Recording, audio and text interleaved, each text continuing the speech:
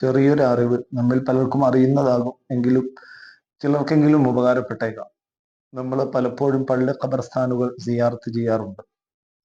ആ സന്ദർഭത്തിൽ വളരെ പ്രത്യേകമായിട്ടുള്ള ഒരു സുന്നത്തായ രൂപം, എങ്ങനെയാണത് വേണ്ടത് എന്ന് സൈനുദ്ദീൻ മഖ്ദൂം തങ്ങൾ അവിടുത്തെ ഫത്ഹുൽ മഈനിൽ നമ്മെ പഠിപ്പിക്കുന്നുണ്ട്.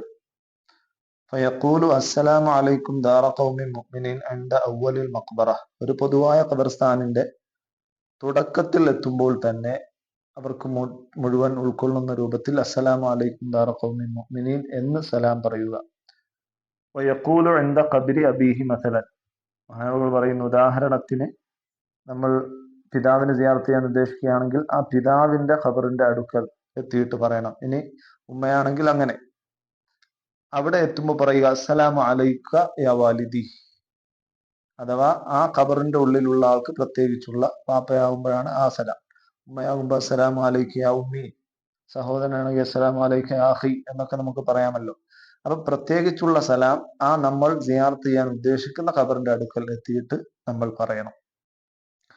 ഫൈൻ അറാദൽ ഇഖ്തിസാറ അലാ അഹദിഹിമ. ഇനി ഒരാൾ രണ്ട് സലാം പറയാൻ ഉദ്ദേശിക്കുന്നില്ല, ഒരു സലാമേ പറയാൻ ഉദ്ദേശിക്കുന്നുള്ളൂ എങ്കിൽ മഹാനവറുകൾ പറയുന്നത് അതാ ബിസാനിയത്തി. അവിടെ രണ്ടാമത്തെ പ്രത്യേകിച്ചുള്ള സലാം, അഥവാ നമ്മുടെ പിതാവിനെ സിയാറത്ത് ചെയ്യാനാണ് നമ്മൾ അങ്ങോട്ട് പോകുന്നത്.